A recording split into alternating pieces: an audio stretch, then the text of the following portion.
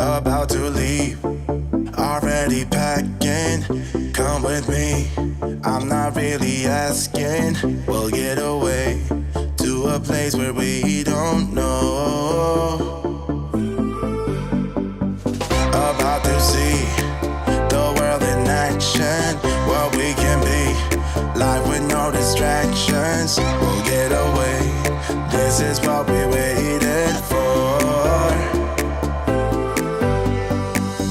Take my hand, we'll make it somehow. We can't miss out. I'm done living life with the lights out. Die with my own doubts. Be free with me. Let's go, let's be free with me.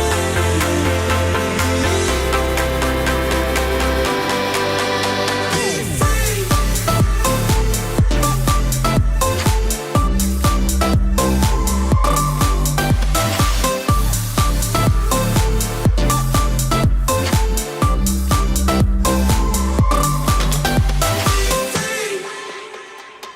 Not looking back, eyes on the freeway, Bonnie and Clyde, a classic cliche. We're on the run, this is what we waited for. Take my hand, we'll make it somehow. We can't miss out. I'm done living life with the lights out. Die with my own doubts.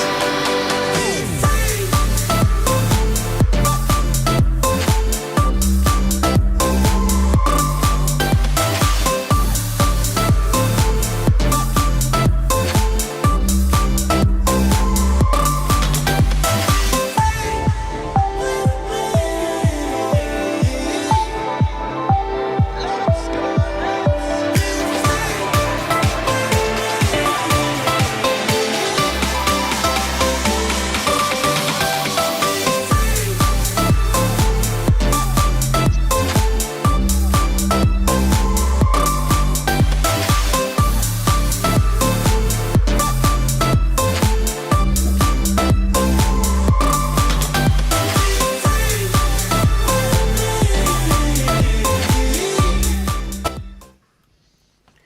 Good evening and welcome to tonight's A-level Sociology live stream. Duncan is away tonight, which is why I'm hosting, but you have Sarah in the middle and Anna on the end, and we are looking today at evaluating feminism, and we've got quite a few of you watching live, so that's really good news.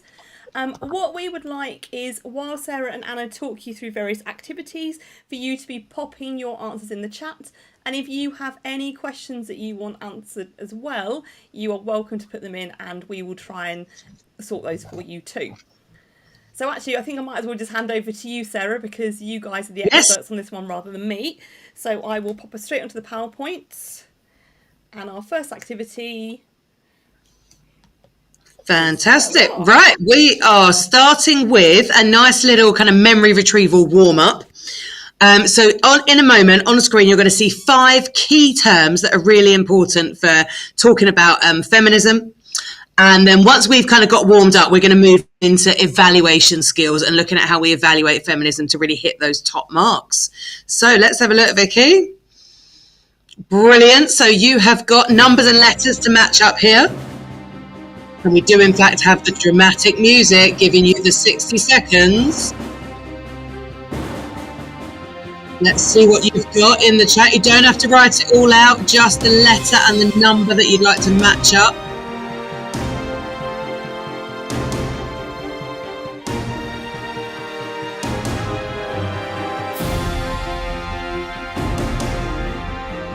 Halfway through the time.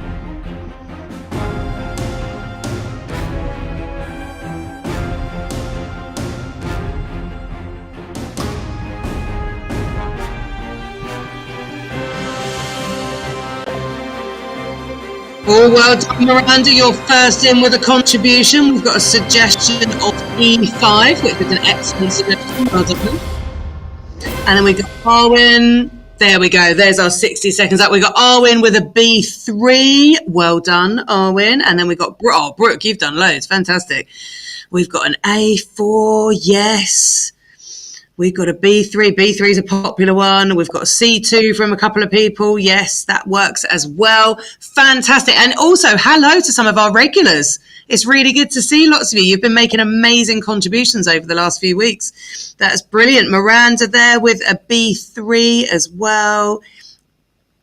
B3. Oh, sorry, my eyes went funny then. Yes, absolutely. That's right. Right, let's show you the answers. And you are spot on. I've not seen a wrong answer yet. Okay, so we have got patriarchal conditioning, internalizing those patriarchal norms. So that was A4. Well done. Quite a few of you got that. We've got gender scripts, those social rules. I think social rules is a great way to describe gender scripts. And that was B3. Quite a few people had that as well. C2, liberal feminism, this idea that we can create gender equality through laws and equal opportunities. Radical feminism, seeing patriarchy as the main source of women's oppression. That was D1. Quite a few of you had that. Well done.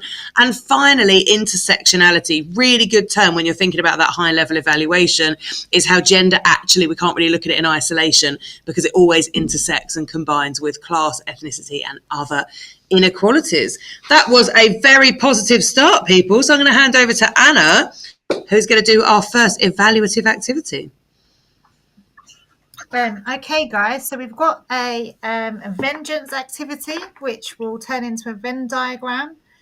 So we've got these concepts, and you need to decide whether they would be liberal feminism, radical feminism, or whether they will overlap in the middle of our Venn diagram. So we're going to go again with the 60-second countdown.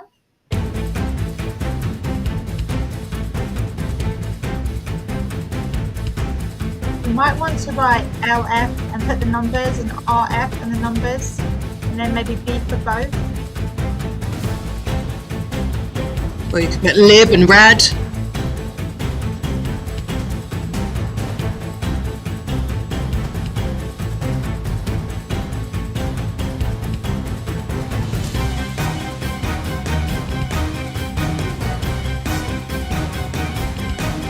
It's like a bit of action movie music, yeah?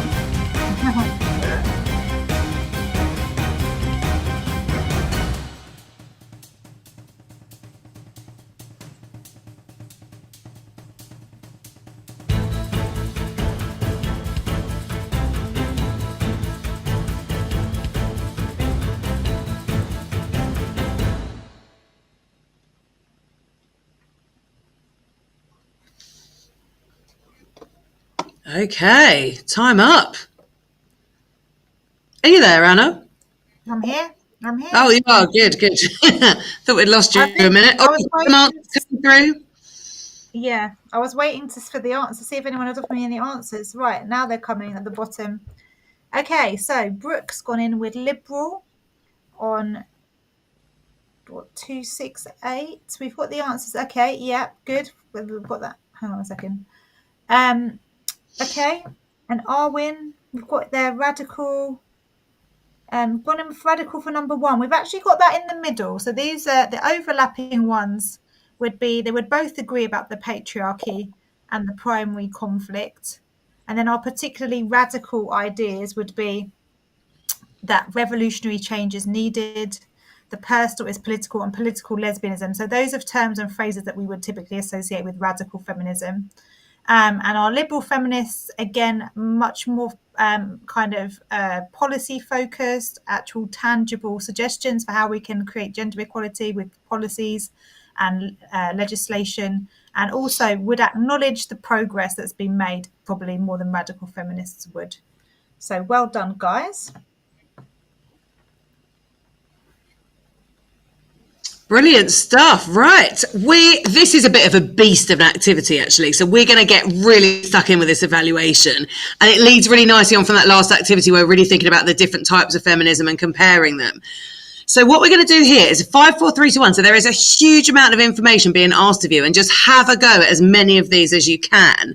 But what we're using here is the 5 different types of evaluation. So we're looking at criticisms and limitations, which we often think of as the way that we're going to evaluate. But we also need to remember that alternatives, evidence, and strengths are really good ways to pick up those evaluation marks as well. So let's have a look at that first slide. Here we go. So you are being asked for some very specific evaluations of different aspects of feminism. So you've got criticisms of liberal feminists, limitations of feminist explanations of girls' higher achievement, alternative explanations for gender labeling, evidence that girls' attitudes towards education has changed, and then finally one strength of radical feminism. So I don't know if we've got music for this one, have we? Oh, we have indeed. There we go. We've got some nice, very motivating music there. So have a go. And if you want to just put 5, 4, 3, 2, 1 in front of your answer, then we know which one you're responding to. And don't worry if you haven't got all 5, you can jot down a couple.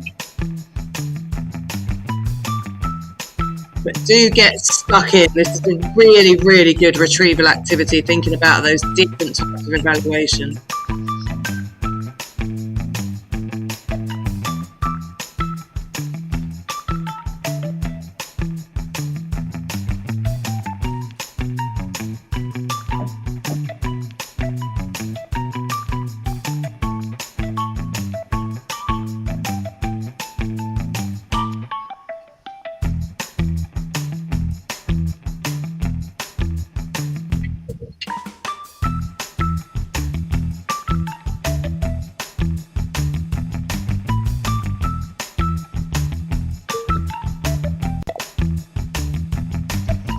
Got some answers coming through. Well done, guys.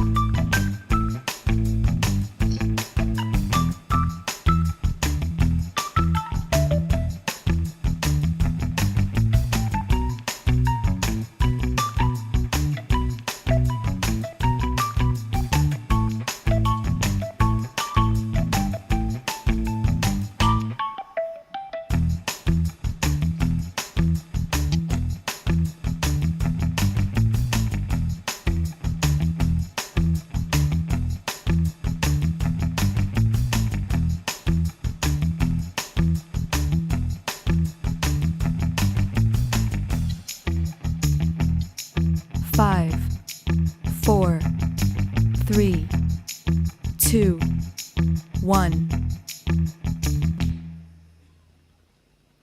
Okay, well done. So keep those answers coming if you're still typing them. We've got a really good suggestion for number 5 from Brooke here. This idea that liberal feminism is a bit too optimistic, that it's got a real middle class bias, that it assumes we're in a meritocratic society, so therefore all these kind of laws and socialization are going to make a difference. And also, and this is something liberal feminists get really accused of over time, is that it's very Western centric. So actually looks very much at the Western world, doesn't take into account kind of big global gender inequalities. And also often it ignores intersectionality. Well done, Brooke, for number 4. These limitations of feminist explanations for girls' achievement is that it really does overgeneralize girls. Yes. And there is a really big emphasis on internal school factors. Yeah, absolutely. Well done. Oh, well done, Arwen. For number 2, we've got this criticism of the evidence that girls' attitudes have changed and more girls are staying on at school and going on to higher education. Really good evidence because we've got kind of data there, haven't we? There are more women in employment. Of course, we've got that number of female CEOs is actually rising. It's still not the greatest number of the top 100 companies. I think it's at about 11 out of 100 are women. But we're seeing that really climb every year. And we've got this, climb in the employment hierarchy. There you go. Well done, Arwen. That's really a really good bit of evidence to bring in. And then did anyone... Oh, sorry, go on. I was about to say, do you want me to just reveal the ones that we've done so far? Yeah, why not? Why not? Let's have a look. We've done 5, we've done 4, and we've done 2. Yeah, why not? So there we go, our suggestions. Oh, well done, Dr. Dunk, for bringing in some suggestions for number 1. We'll come to that in a minute. So for 5, we've said similar things that you've suggested. Focus on legal equality, but ignoring these kind of deeper structural issues. And that's obviously how radical feminists would criticise them.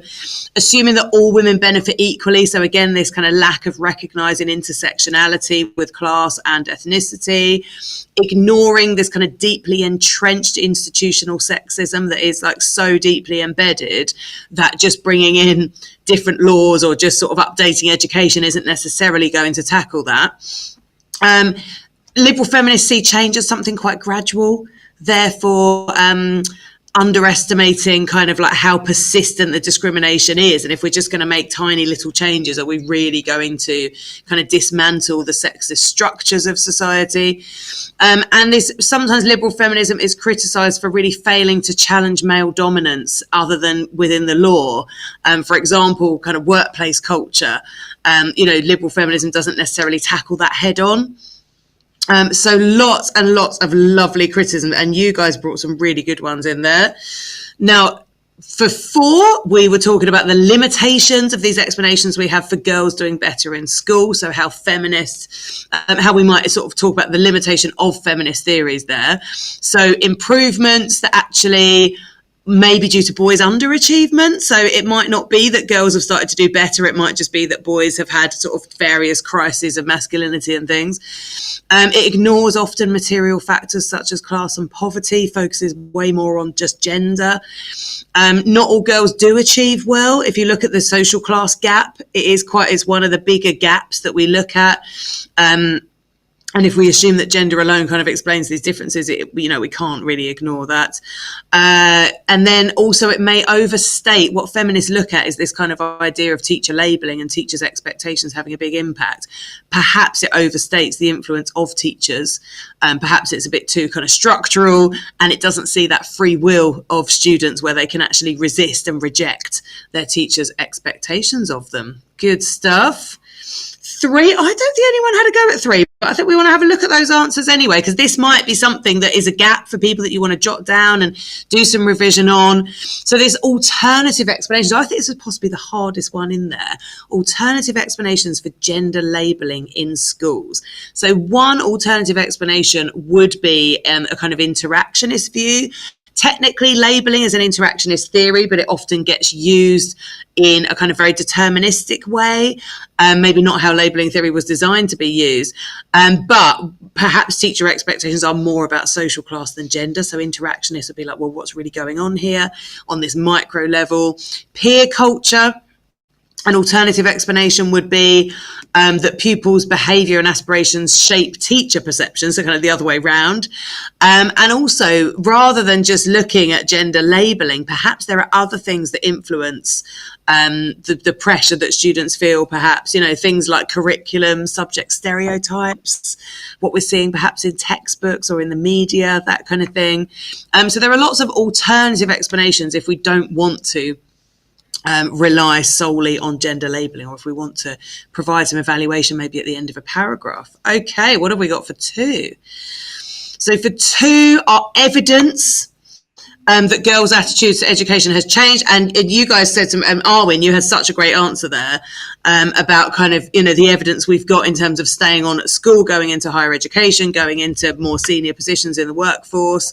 And of course, it's reflected in the exam performance trends as well. So we've got some real empirical data of these changing attitudes of girls. And then, of course, we've got these 2 lovely studies, Sue Sharp and Angela McRobbie. You don't even need to use both of those. One of them is probably enough. But Sue Sharp seeing it in the form of interviews, speaking to girls about their changing attitudes. And then Angela McRobbie seeing it through the lens of the media and how magazines and the message that magazines are sending had changed between the 70s and the 90s. I always have to remind my students, in the 70s and the 90s, we really relied on magazines for like cultural information and messages and things because we didn't have social media.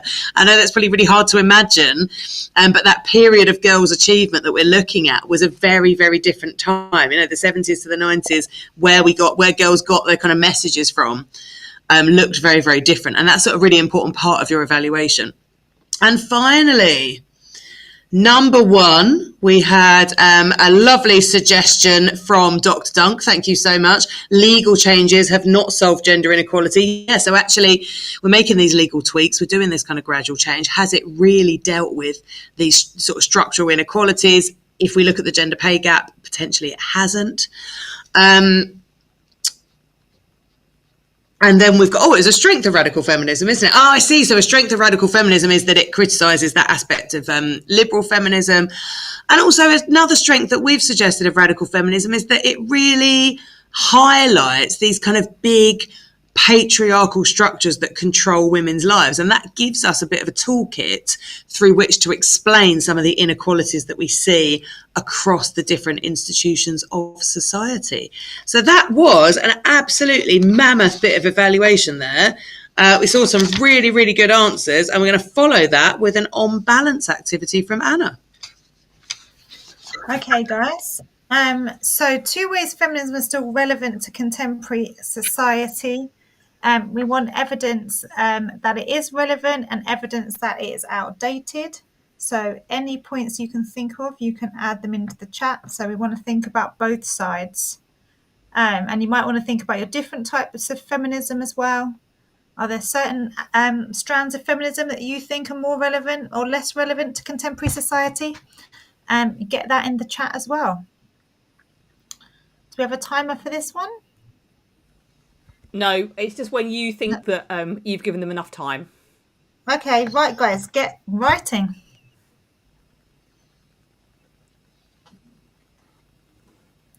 Let's see some examples, maybe. There's a little question there from, I think, is it Mary or Mariam, saying that is it fine if I watch this if I'm year 12? I think this is a really useful session for year 12, actually. I think you could really benefit from thinking about evaluating feminism, definitely. Have a go at the activity.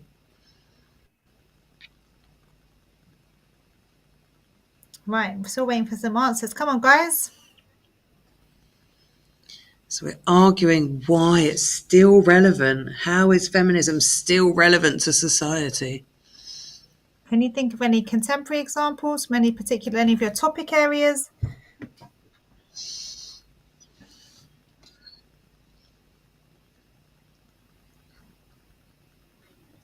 Or any ways that it's outdated?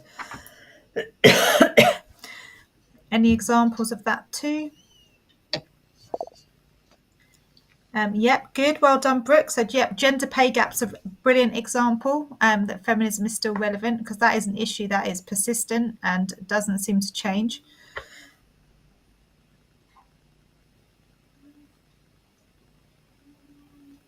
Let's have a little think. Violence against women is still a global issue. Yep, brilliant. I was about to say, maybe think around the topics that you study. So education, crime, your option topics, families, beliefs, media, many inequalities between men and women. Outdated. Inequalities are narrowing, e.g. new man taking on more domestic responsibilities. Yep, good. Well done, Arwin. So we've got one on the other side of our scales now. Good.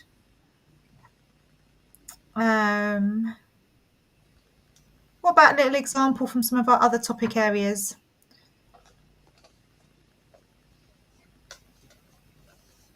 Reasons why feminism might still be relevant.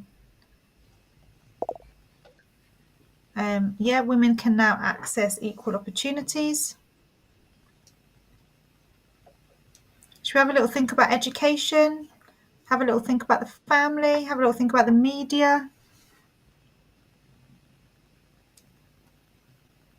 Have a little think about poverty, if anyone does that topic.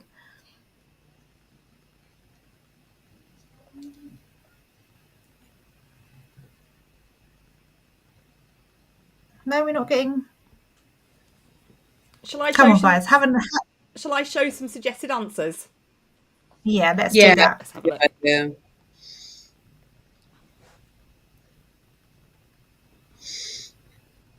Okay, good. So we've got still relevant. So we've got if any of you do global, then the fact that in the developing world or the less developed world, women are more exploited, women are still disadvantaged. So yeah, we had the gender pay gap, also the glass ceiling, so women not accessing those top positions. And then Yes, we've got another outdated example there from Brooke. Girls outperform boys in education. Yep, that's good. Should we have a little look what's on our other scales? So yeah, many of the feminist studies assume that nuclear family, the traditional gender roles. Yeah, we could argue postmodernists might say it's a meta-narrative, so it's not relevant in postmodern society, that women have got a lot more freedom and choice over their identities and their lifestyles than they had in the past. Therefore, it's not, and that gender's not so important in terms of shaping their identity. So that might mean it lacks relevance. We might also talk about other progress that's been made in terms of legislation and things on our outdated side. Any other final ideas?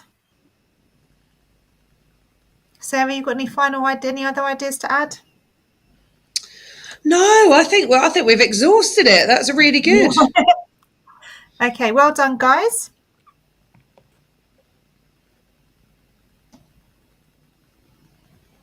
Okay.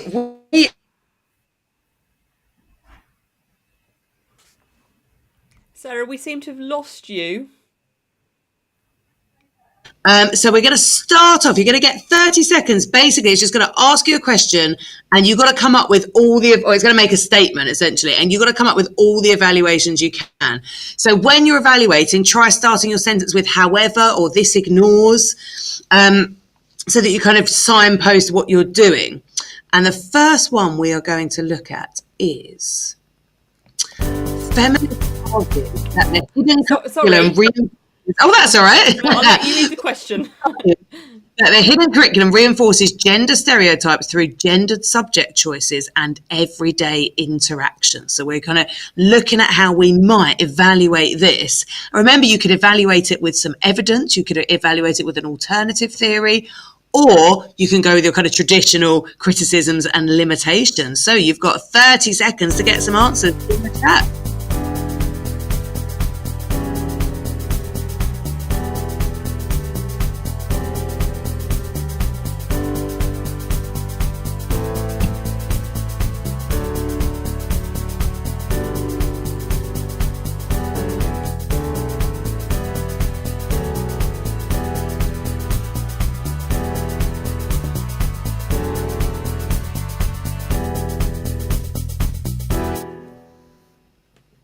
Okay, 30 seconds does go quickly, doesn't it? Also, please accept my apologies for the fact it says analysis at the top of this slide. It should say evaluation, and that was me forgetting to update some of the slides. So this is an evaluation challenge, not an analysis challenge. But if you do want to look at analysis of feminism, we did it last week. So if you haven't seen that one yet, you can get that on catch up. And I think these two sessions together are really good if you're aiming for those higher marks in your A-level sociology. Have we got any suggestions? What did you think, guys? This is quite a tough one. Are you still typing your answers out there? What do we think? Shall we, if any answers don't come through the next couple of seconds, maybe we'll model this one for you and then do this. Oh, here we go, Brooke. Well done. Knew I could rely on you. However, this ignores rising female participation in traditionally male-dominated subjects.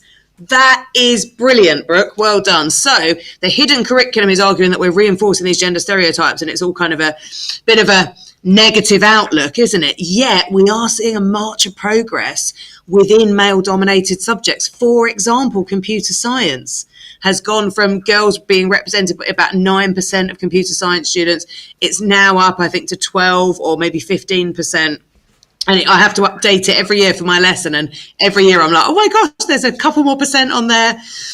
So there is a real march of progress, isn't there? Even if it's slow, that hidden curriculum clearly doesn't tell the whole story. So well done, Brooke. Should we have a look at what we suggested?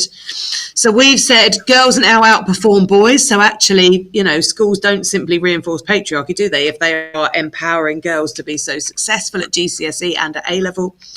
Subject choices can also be because of peer groups. And also, sorry, the screens went a bit blurred there. So I'm just going to look at my paper version. Subject choices also reflect kind of peer pressure, don't they, or wider labour market trends, perhaps what people are hearing in the news about which subjects to study and what businesses are most looking for. So it's not always the hidden curriculum in the school. It's often this kind of wider picture, isn't it, of how girls and boys are being influenced. And also, this is a very deterministic statement here about the hidden curriculum, isn't it? And what we need to remember is kind of from more of a social action perspective, students do have agency.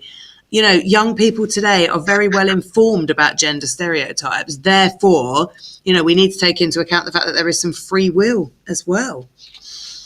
Okay, good stuff. Right, let's see how you get on with the next one. So the next one, the statement is that radical feminists claim that women's lower crime rates are mainly due to patriarchal control, restricting their opportunities to offend. So how might we criticise or evaluate that? You've got 30 seconds starting now.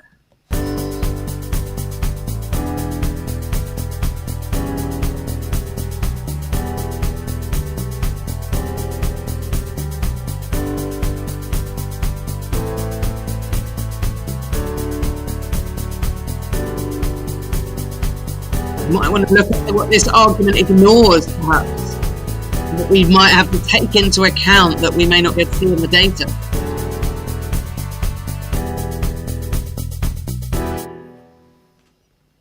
Okay, well done. Let's see. 30 seconds is very short, so keep typing if you're about to put something in the chat. I'd be thinking here about, you know, do women have lower crime rates? Is there something that might make it look like they have lower crime rates when perhaps they don't? And that'd be a nice evaluation.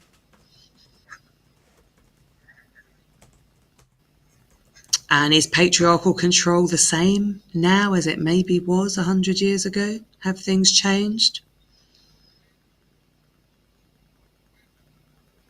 What do we think? Are we going to get any answers from you guys? Come on, Brooke, I bet you've got something there.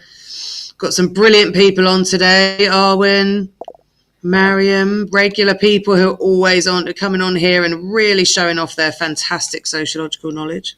There we go. Arwen has come up with women. Oh, and well done. Brooke's in there as well. So Arwen has said, women now have more freedom in society. Yeah, women are in the workforce. Absolutely. They're not in that expressive role that these theories might have talked about historically. They're leaving the domestic setting behind. That's lovely language, Arwen. I bet you write nice essays. That's a really lovely way to say it. And it suggests there is less patriarchal control and potentially more opportunities to commit crime. So actually, if we're arguing that the reason for women's lower crime rate is simply due to patriarchal control, what you've done there, Owen, is you've really questioned that, haven't you? You know, can that really be the reason? So there must be other explanations. And Brooke, this ignores individual choice. Yeah. Individual choice may reduce offending. That's quite an interesting way of looking at it, isn't it? So this ignores the individual choice. So actually, rather than looking at it as this kind of big stereotyped picture, if we think about kind of individuals making their choice about whether to offend or not, like a kind of rational choice, well done. What did we say? We have suggested, firstly, and I think this is a really important evaluation, women's crime may be underreported. So we're talking about the dark figure of crime. There may be various reasons that women's crime goes unreported. Maybe women kind of commit crime a bit differently, cover their tracks a bit differently. Perhaps there are people in society who kind of, you know, take pity on women a little bit and don't report them for crimes. Maybe it's because women commit quite different types of crimes. So actually it may be that the lower rates are due to the data not having full validity, the crime rates not having full validity, not necessarily due to control. And that'd be a lovely evaluation in there. Also, we've suggested that it ignores social class and ethnicity. So when we start looking at these, you know, the way that the crime figures are broken down, we need to think a lot more widely than just gender. And then, of course, the different reasons that different groups of people may be pushed or pulled towards certain types of crime. And then finally, some women do commit crime despite this patriarchal control that may be in place. So actually we do still see agency, we do still see variation. So there are kind of women who kind of resist this patriarchal control and still commit these crimes. And of course, you know, if you look over the years, even if you look at the history of kind of things like serial killers, you'll see that there are almost, I was going to say iconic, I don't know if that's the right word, but there are some very interesting female murderers out there. Okay, third one. This is the final one we're going to do today. So give this your last push, everybody. Feminists argue that the Equal Pay Act and other legislation, things like the Sexual Harassment Act, maybe even the Equalities Act as well, have led to major progress for women in work, increasing opportunities and reducing discrimination. What do we think about that? You might want to review some evaluations we've already talked about today. Got your 30 seconds on the clock.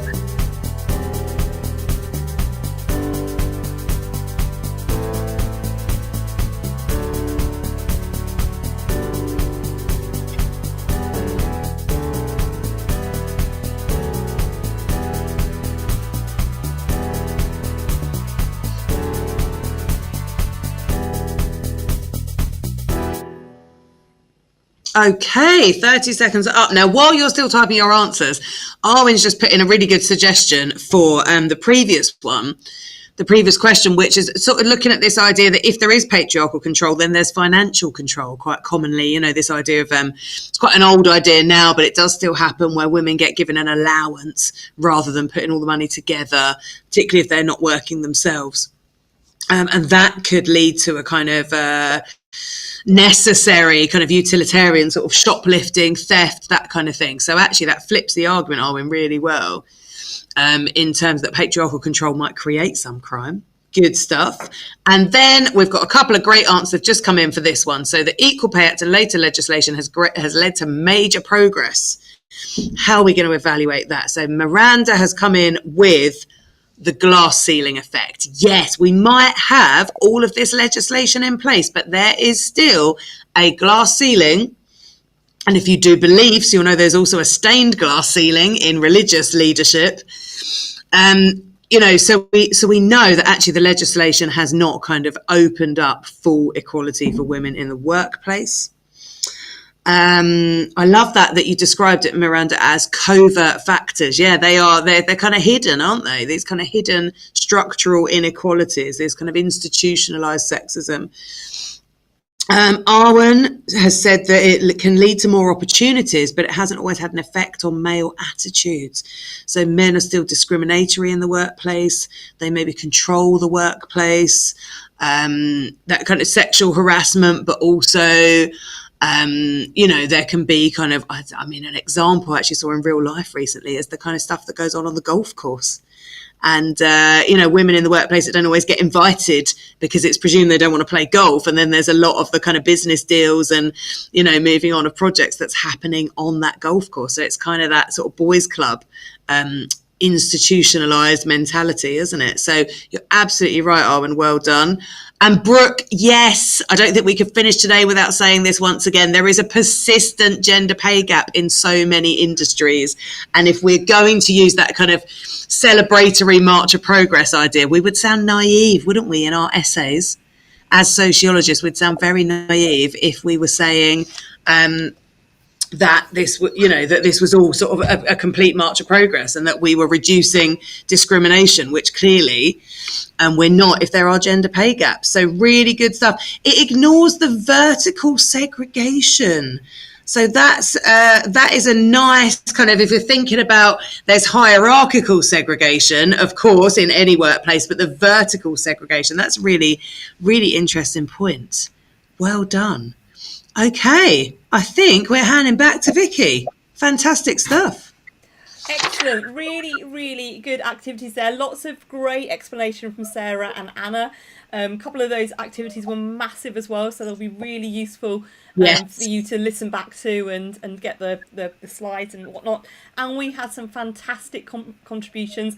Not huge numbers watching, but those of you that were watching were amazing. So well done if you contributed to the chat today.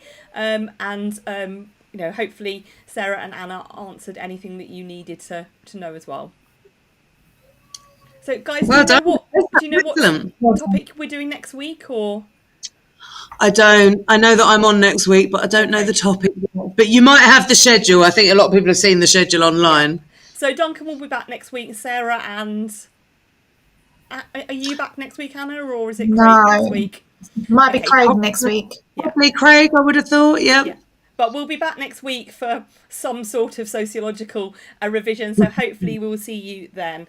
Thank you all for contributing, and well done.